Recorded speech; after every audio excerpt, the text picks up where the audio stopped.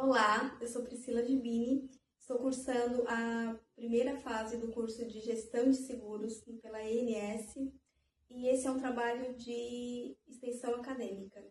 Hoje eu vou entrevistar a Júlia Mello Domingos, ela é especialista em seguro de vida. Tudo bem, Júlia? Tudo bem, Priscila. Então vamos lá. Júlia, me fala um pouco mais sobre a sua trajetória no mercado de seguros. Eu trabalho com seguro há 6 anos, a convite do meu irmão, que já trabalha há mais de 18 anos com seguros.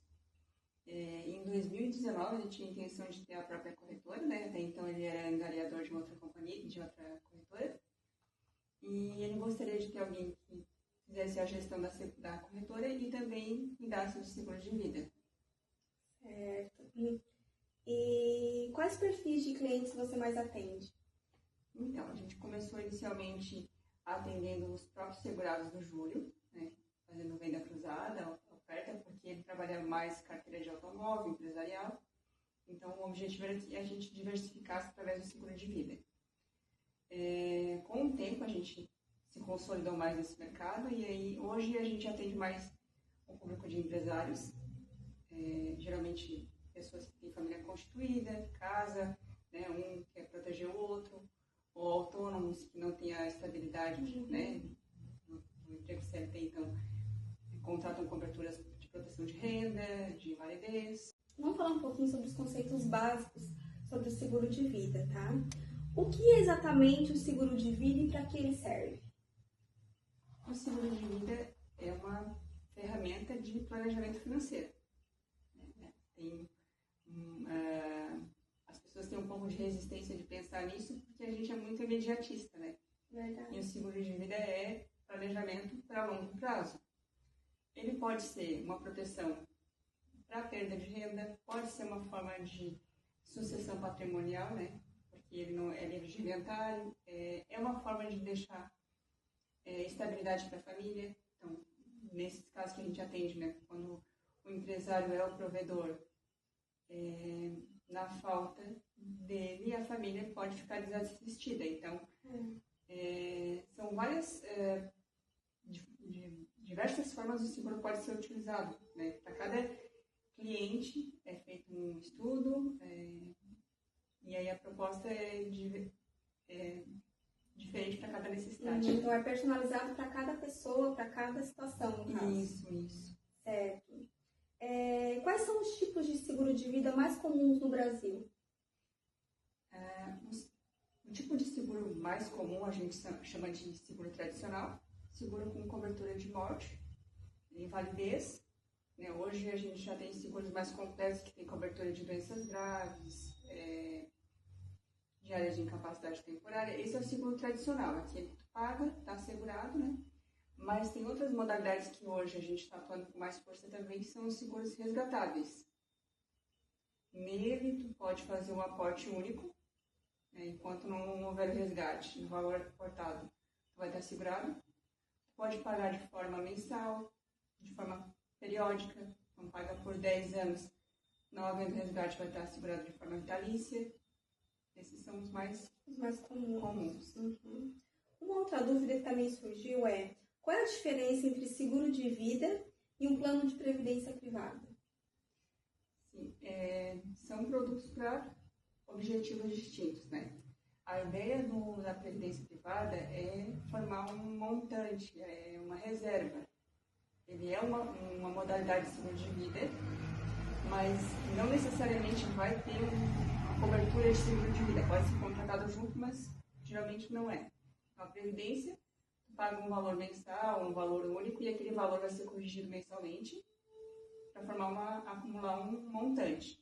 Já no seguro de vida, tu paga um valor, um prêmio,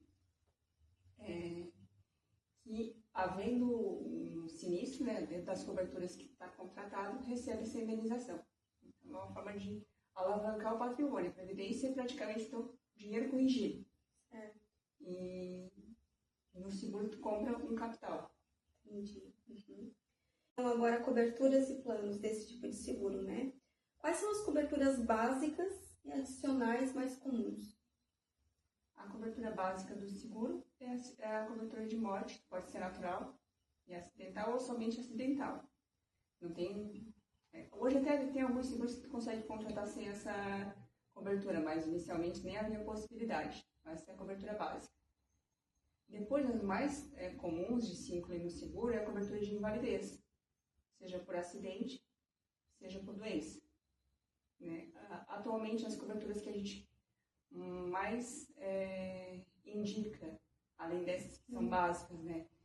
Até pelo público que a gente atende, são a cobertura de doenças graves, cobertura de diárias de incapacidade temporária, que é uma verba que o segurado contrata, e ficando afastado do trabalho por doença ou por acidente, ele recebe esse valor contratado da companhia, de acordo com os dias que forem contratados na apólice. Né?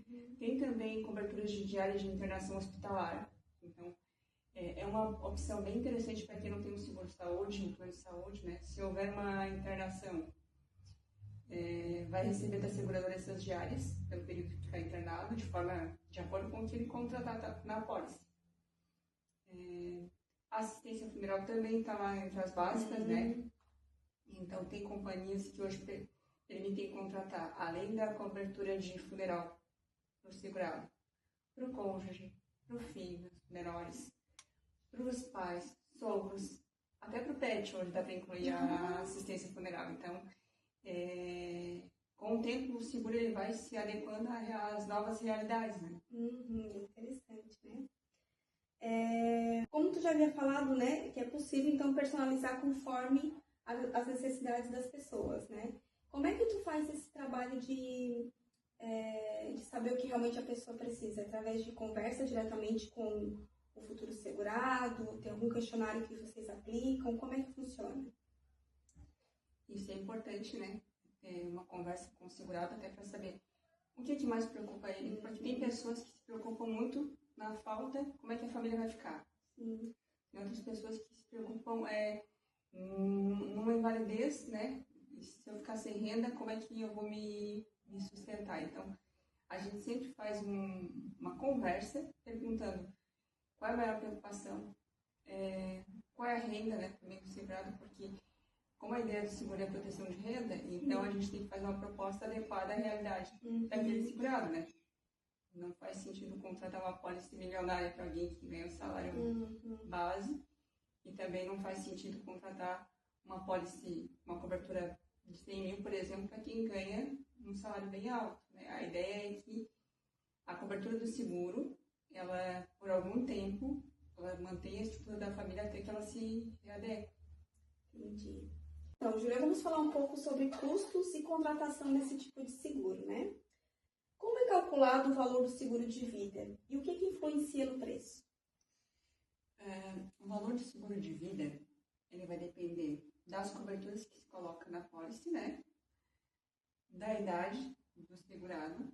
Então, na análise de risco, a seguradora considera também o estado de saúde. Então, tudo... quando o cliente contrata o seguro de vida, tem um questionário de saúde, ele responde ali, se ele tiver alguma doença pré-existente, a companhia vai avaliar. Ela pode, então, ajustar o preço do seguro conforme as características do segurado, né? A idade, a profissão também impacta bastante. Então, profissões que têm um maior risco pode ou não ser aceita no seguro, ou pode ter um custo maior do que uma profissão com baixo risco. Por exemplo, o custo de um seguro para uma pessoa que trabalha num escritório vai ser bem diferente de um custo de um seguro para um eletricista, né, por exemplo. Porque o risco é maior. Porque o risco é maior, então são esses pontos.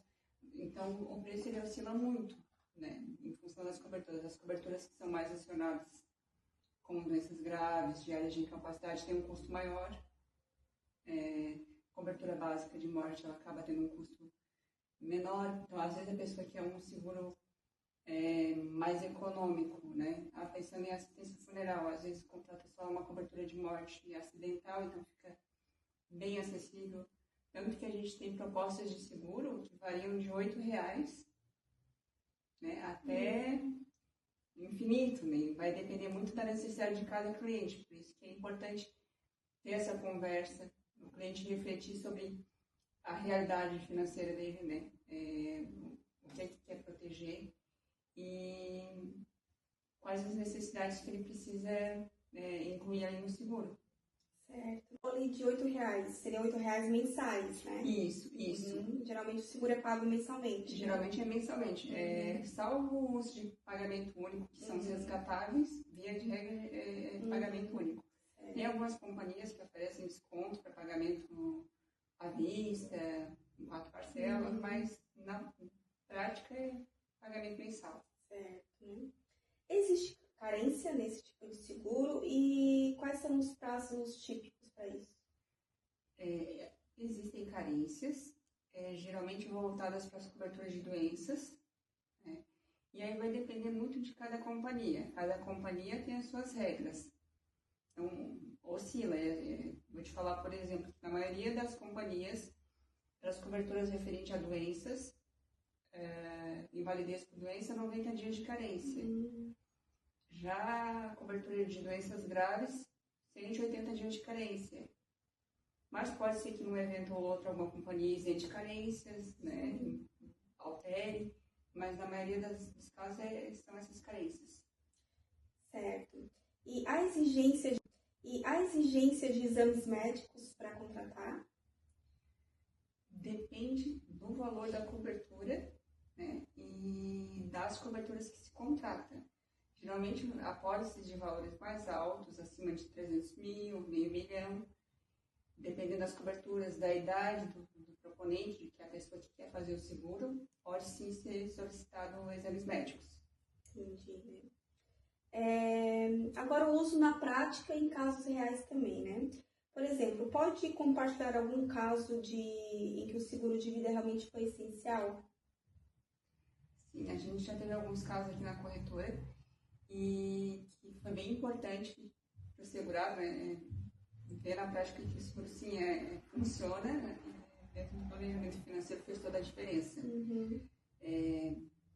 No caso de morte, por exemplo, né, raro é a família que tem uma organização financeira para bancar o funeral, que é a despesa mais emergente e nem sempre é a mais alta, né? Então, de pronto, a assistência funeral ela já ajuda bastante. Então, a gente já teve caso de o funcionário da empresa vir a faltar, a família não sabe a quem recorrer, não tem condições, chama a empresa, nem tinha consciência do seguro, chama a empresa para auxiliar, né? E aí a empresa fala, não, o fulano tem o seguro, a gente aciona o seguro, e aí resolve toda essa parte. Porque a parte da perda de alguém que a gente gosta, né?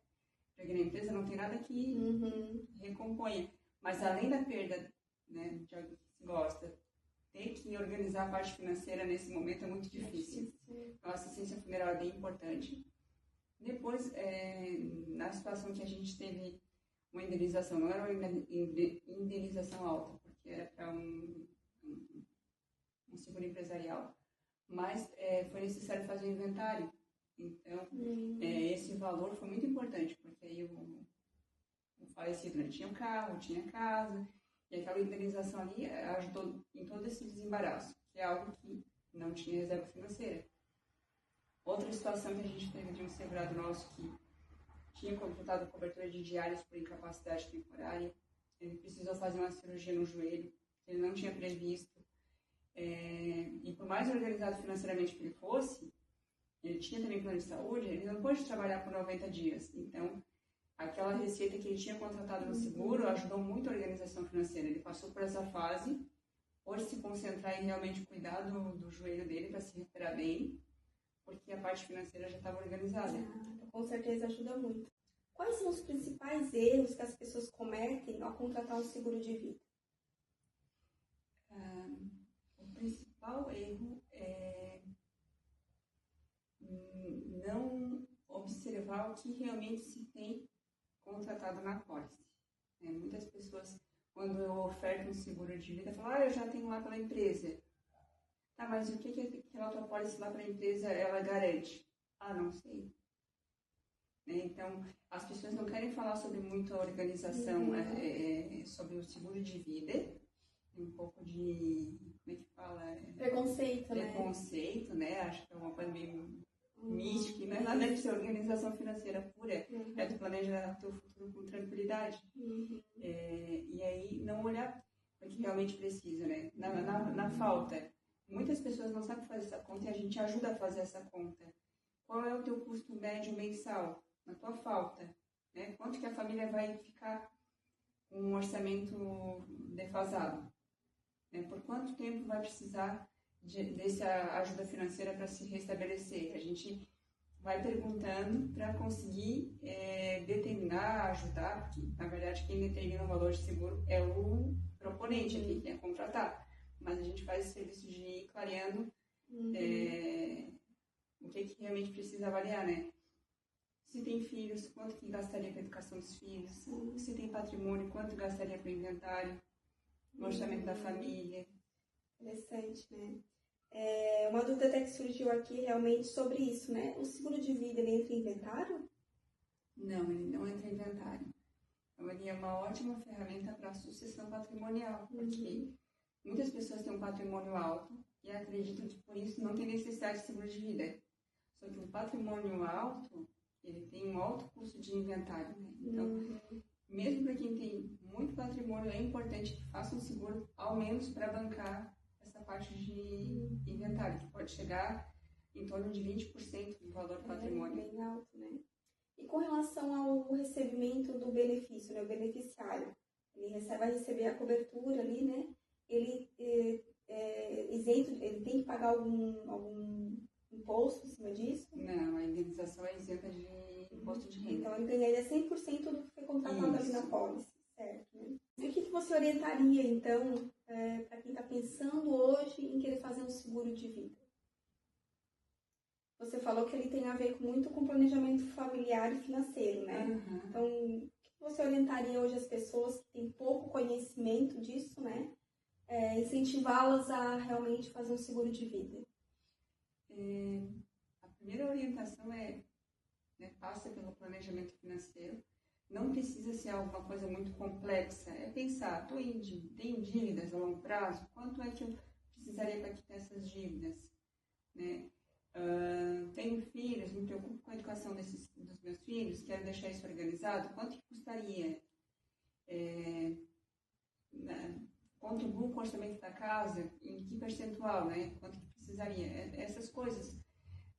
Eu sempre comento com os clientes que às vezes a gente faz esse estudo e chega num valor que não é confortável para o cliente pagar. Né? No momento, principalmente quem está empreendendo, não consegue naquele momento contratar a pólice adequada.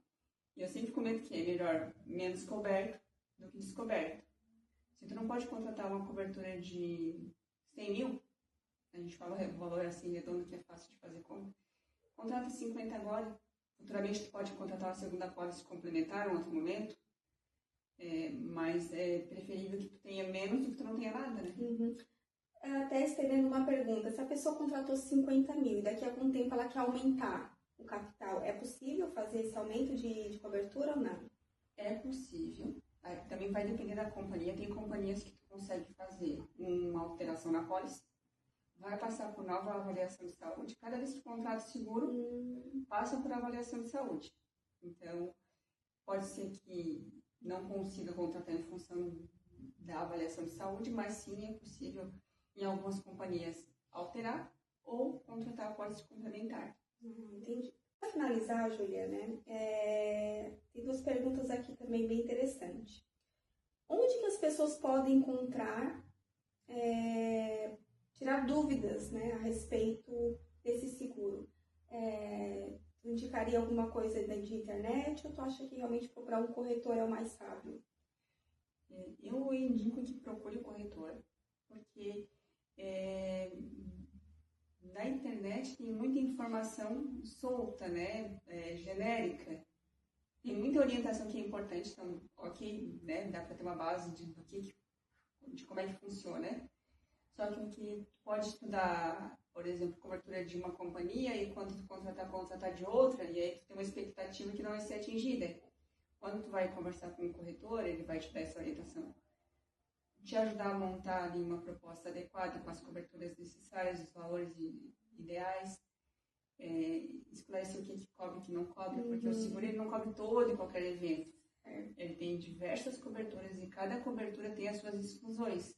Então, quando tu contrata o seguro, tu gera uma pólice, essa pólice tem por trás dela uma condição geral que diz exatamente o que cada cobertura vai amparar e o que não vai amparar. Então, é importante ter consciência disso.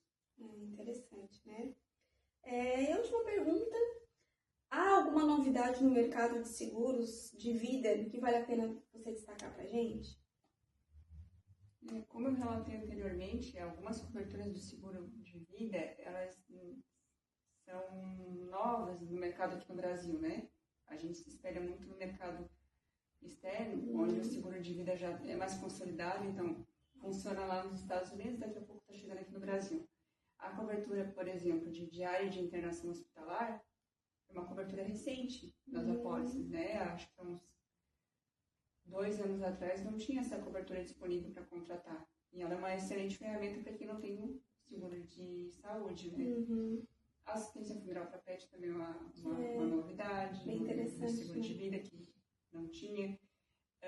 Algumas companhias também oferecem assistência funeral para pai, mãe, sogro e sogra, que é uma tranquilidade que às vezes a pessoa mais velha, depois de uma certa idade, não consegue contratar mais o seguro. Né? Então, pelo menos uma parte da organização fica resolvida com esse tipo de seguro. E acho que são essas as maiores novidades. Que legal. Agradecemos muito a sua entrevista, seus esclarecimentos. Esperamos que numa próxima oportunidade você possa voltar aqui e tirar mais dúvidas para a gente também. Quem sabe de outros ramos de seguro também. Obrigada, Júlia.